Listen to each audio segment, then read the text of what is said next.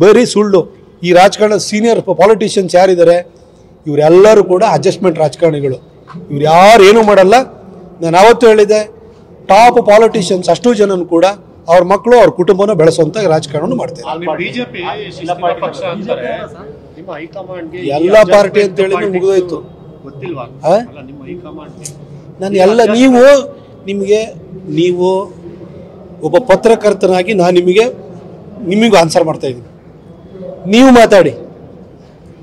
ನಾನು ಎಲ್ಲದನ್ನು ಕೂಡ ಬಿಡಿಸಿ ಹೇಳಿದ್ದೀನಿ. ಇವರು ರಾಜ್ಯ ಉದ್ಧಾರ ಮಾಡೋ ಯಾವ ಕೆಲಸ ಮಾಡ್ತಿದ್ರು, ಮಕ್ಕಳನ್ನು ಉದ್ಧಾರ ಮಾಡೋದು ಬಿಟ್ಟು ಯಾವ ಎಲ್ಲ ಪಕ್ಷದವ್ರನ್ನು ತೋಳಿ ಅಂತ ಹೇಳಿದ್ದೀನಿ ನಾನು. ಇದಕ್ಕಿಂತ ಸ್ಪಷ್ಟವಾಗಿ ನಾನು ಇನ್ನೇನು ಹೇಳ್ಬೋದು? ಅದು ಬಿಡಿ, ಶಿಸ್ತು ಅದು ಇದ್ರಲ್ಲಿ ಬಿಡಿ.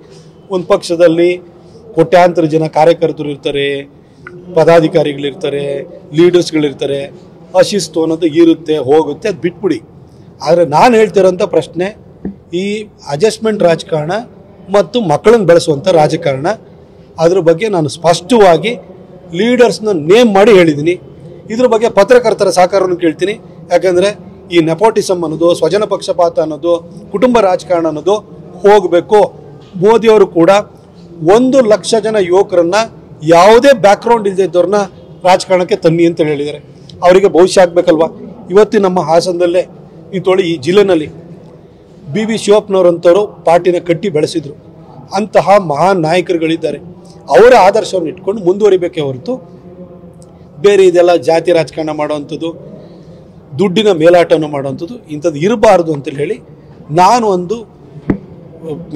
ಒಂದು ಆದರ್ಶದ ಮಾತುಗಳನ್ನು ಆಡಿದ್ದೀನಿ. ಅದಕ್ಕಿಂತ ಜಾಸ್ತಿ ಹೇಳೋಕ್ಕೆ ನನ್ನ ಹತ್ರ ಏನಿದೆ. ರಾಜಕೀಯ ನಾನೇನು ಇಲ್ಲಿ ದುಡ್ಡು ಮಾಡೋಕ್ಕೆ ಬಂದಿರೋನಲ್ಲ, ರಿಯಲ್ ಎಸ್ಟೇಟ್ ಮಾಡೋಕ್ಕೆ ಬಂದಿರೋಲ್ಲ, ಮೂಡ ಸೈಟ್ ಹೊಡೆಯೋಕ್ಕೂ ಬಂದಿಲ್ಲ, ಹೂಡದಲ್ಲೂ ಸೈಟ್ ಹೊಡೆಯೋಕ್ಕೆ ಬಂದಿಲ್ಲ. ನಾನು ಬಂದಿರೋದು ನಾನು ಸೈದ್ಧಾಂತಿಕವಾಗಿ ಬಂದಿರೋನು. ನಾನು ITC ಕ್ಯಾಂಪನ್ನು ಇನಿಷಿಯಲ್ ಟ್ರೈನಿಂಗ್ ಕೋರ್ಸನ್ನ ಮಾಡಿಕೊಂಡು ನಾನು ಸಂಘದ ಹಿನ್ನೆಲೆಯಿಂದ ಬಂದಿರೋನು. ನಮ್ಮ ತಂದೆನೂ ಸಂಘದ ಹಿನ್ನೆಲೆಯವರು.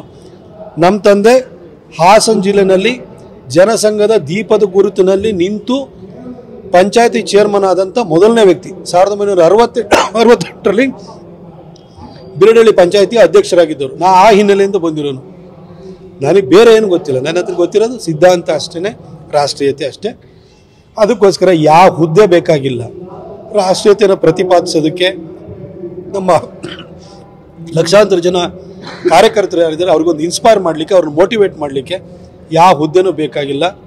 ನನಗೆಲ್ಲೇ ಹೋದ್ರೂ ಕೂಡ ಜನ ಕರೆದು ಗೌರವನೂ ಕೊಡ್ತಾರೆ. ನಾನು 10 ವರ್ಷ MP ಆಗಿ ಮಾಡಿರೋ ಕೆಲಸಕ್ಕೆ ನನಗೆ ಸಾಕು. ಜೀವನಕ್ಕಾಗುವಷ್ಟು ಪ್ರೀತಿ ವಿಶ್ವಾಸವನ್ನು ಕರ್ನಾಟಕದ ಜನ, ವಿಶೇಷವಾಗಿ ಮೈಸೂರು ಮತ್ತು ಕೊಡಗಿನ ಜನ ಕೊಟ್ಟಿದ್ದಾರೆ.